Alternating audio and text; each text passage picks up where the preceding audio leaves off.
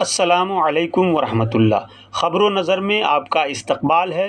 میں ہوں شہاب الدین ثاقب۔ دانت کھٹے کر دینے والی کہاوت کئی بار آپ نے سنی ہوگی۔ ہم لوگ عام طور پر بات چیت میں بھی کثرت سے اس محاورے کا استعمال کرتے ہیں، مگر اس کا صحیح مزہ آج حماس کے لڑاکا نے اسرائیل کو چکھا دیا ہے، جس سے یہودی ملک ایک بار پھر سکتے میں ہے اور بہت پریشان ہے۔ گزشتہ 109 دنوں سے فلسطین کے نہتے لوگوں پر زمینی و آسمانی حملوں میں 25,000 سے زائد معصوم لوگوں کی جان لینے والے اسرائیل کو 7 اکتوبر 2023 کے بعد 22 جنوری 2024 کو ایک بار پھر حماس نے بڑے نقصان سے دوچار کر دیا ہے۔ اس خبر کے بعد سے یہودی ریاست میں صف ماتم ہے۔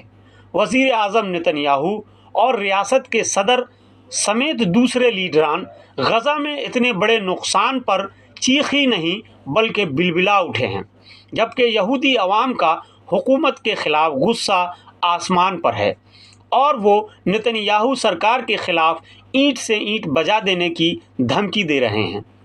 ایک روز پہلے ہی حماس کے ذریعہ قید کیے گئے لوگوں کے اہل خانہ اور رشتہ داروں کے ایک بڑے ہجوم نے صہیونی ریاست کی پارلیمنٹ پر دھاوا بول دیا اور یہ کہا کہ تم یہاں آرام سے بیٹھ کر میٹنگ کر رہے ہو، جبکہ غزہ میں ہمارے عزیز ہلاک ہو رہے ہیں۔ ہم حماس کے ذریعہ قید کیے گئے اپنے پیاروں کو، اپنے عزیزوں کی رہائی تک نتن یاہو حکومت کو سکون کا سانس نہیں لینے دیں گے۔ آخر ہوا کیا ہے کہ یہودی آگ بگولا ہیں اور اپنی ہی سرکار کے خلاف برسر پیکار ہیں، مسلسل احتجاج اور مظاہرے کر رہے ہیں۔ اس پر ہم تفصیل سے بات کریں گے اور یہ بھی بتائیں گے کہ بھارت سمیت دنیا بھر کی بڑی طاقتیں فلسطینیوں پر ہو رہے مظالم اور حماس اسرائیل کے درمیان جاری لڑائی کو ختم کرنے کے لیے یہودی ریاست پر دباؤ ڈال رہے ہیں۔ اقوام متحدہ بھی کئی بار یہ کوشش کر چکا ہے، مگر اپنے ہی سیاسی وجود کو بچانے کی خاطر حماس سے بدلہ لینے کی کوشش میں نتن یاہو غزہ کے معصوم لوگوں کا خون بہا رہے ہیں۔ آخر کیوں؟ غزہ میں اسرائیلی فوج پر حماس کی بڑی کارروائی میں کتنے یہودی فوجی ہلاک ہوئے ہیں؟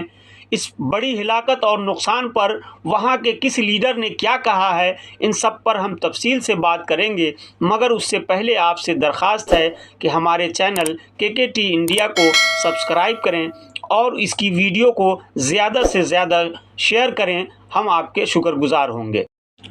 ناظرین، 7 اکتوبر کے بعد 22 جنوری 2024 کو ایک ہی دن میں اسرائیل کا بڑا نقصان ہوا ہے، جس کی وجہ سے وزیر اعظم نتن یاہو چیخ اٹھے ہیں اور اسرائیلی ریاست میں صف ماتم بچھ گئی ہے۔ غیر ملکی خبر رساں ایجنسیوں اور خود اسرائیل ٹائمز نے اس خبر کو بڑی اہمیت سے شائع کیا ہے۔ نیوز ایجنسیوں کے مطابق حماس کے بچھائے ہوئے جال میں پھنس کر ایک دن میں اسرائیل کے تقریباً 24 فوجی ہلاک ہو گئے ہیں۔ بتایا جاتا ہے کہ یہ 24 یہودی فوجی حماس کی جوابی کارروائی میں ہلاک ہوئے ہیں۔ کہا جا رہا ہے کہ یہ غزہ میں جاری جنگ کے دوران ایک دن میں ہلاک اسرائیلی فوجیوں کی اب تک کی سب سے بڑی تعداد ہے۔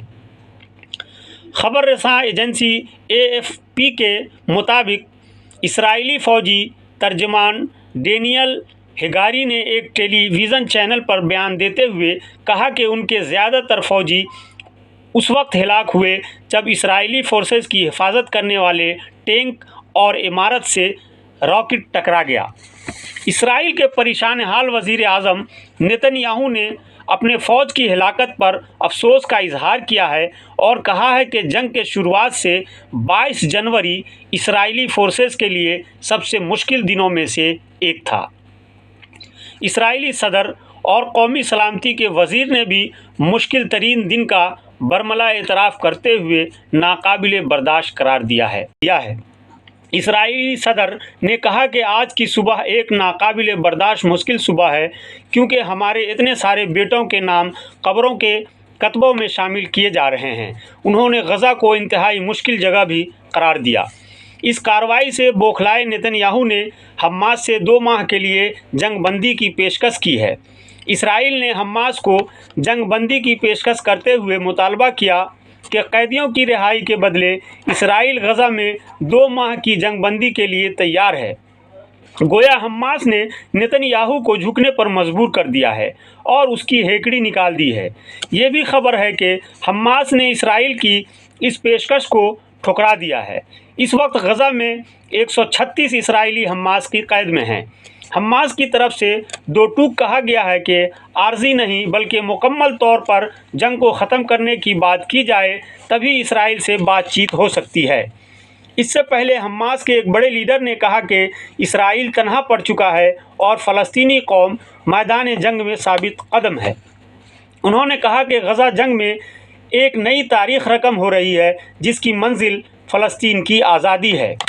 अमेरिका भी मान रहा है कि गजा में फ़िज़ाई और ज़मीनी ऑपरेशन और बड़े पैमाने पर तबाही के बावजूद इसराइल हमास को तबाह करने का हदफ हासिल करने में अब तक नाकाम रहा है।